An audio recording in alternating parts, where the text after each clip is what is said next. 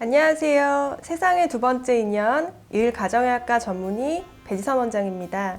한국인 100명 중에 1명은 불면증을 앓고 있다고 합니다. 특히 불면증과 우울증은 서로가 원인이 되고 있기 때문에 일상생활의 질을 떨어뜨리기도 하고요. 그래서 오늘은 여러분들과 함께 불면증과 우울증에 대해 일반적으로 알려진 원인과 치료법 외에 다른 이야기를 나눠보려고 합니다. 지금 시작합니다. 불면증과 우울증, 일반적으로 알려진 원인은 어디에 있나요?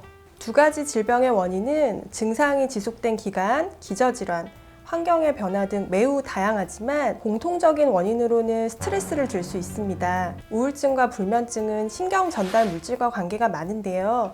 각각 세로토닌과 멜라토닌의 부족과 상관이 있습니다. 산소 농도가 낮아도 우울해질 수 있다고 하는데 이게 사실인가요? 네, 맞습니다. 체내 산소가 부족하면 불안감이 커지고 우울해지는 심리적 변화가 일어나게 됩니다. 실제로 산소가 부족할 때 우울증과 자살률이 높아진다는 해외 연구 결과가 있는데요. 고도가 높은 지역에서 우울증, 자살률이 높은 이유가 체내 산소 부족과 이로 인한 세로토닌 수치 저하 때문이라고 분석됐습니다. 체내 산소 농도가 낮아지면 세로토닌을 합성하는 효소의 활성이 줄어 결과적으로 뇌의 세로토닌 수치가 낮아져 우울감은 높아진다는 건데요. 그런데 산소 부족으로 인한 우울증이 고산지대만의 이야기는 아니고요. 국내 연구 결과에 따르면 고산지대라고 볼 수 없는 고도 0에서 1km 지역에서도 거주지의 고도가 1m 증가할 때마다 자살률이 1.8%씩 증가해 이는 일상생활에서도 산소가 부족할 때 정신적으로 영향을 받을 수 있다는 것으로 볼 수 있습니다. 대부분 약물 치료로 사람들이 알고 있는데 다른 방법도 혹시 있을까요? 불면증의 경우 스트레스를 주된 원인으로 볼 수 있는데 고압산소 치료를 통해서 뇌로 다량의 순수한 산소를 공급해주면 스트레스 완화 및 근육, 관절, 뇌 내에 있는 염증을 줄여서 수면을 방해하는 여러 증상들을 개선하는 것에 도움이 됩니다. 고압산소 챔버 내에서의 1시간은 3시간의 낮잠과 같은 효과를 나타낸다고 합니다. 또 미국에서는 해외 파병에서 복귀한 뒤 외상 후 스트레스 증후군을 겪는 군인을 대상으로 고압산소 치료를 통해 증상 개선 효과를 본 사례도 있습니다.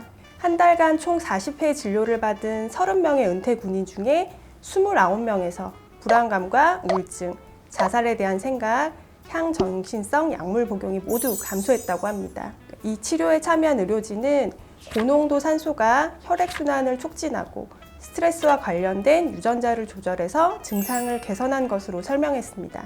저온요법도 수면이나 정신건강에 도움이 되나요? 네, 맞습니다.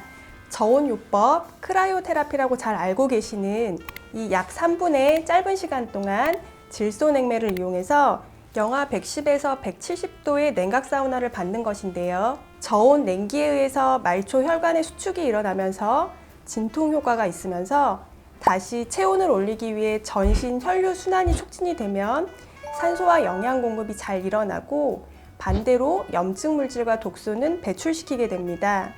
동시에 엔돌핀, 노르에피네프린 같은 신경 전달 물질의 분비가 증가하면서 수면 개선, 우울증 및 불안감의 완화, 스트레스 해소, 집중력 향상 및 삶의 활력을 높이는 효과가 나타납니다.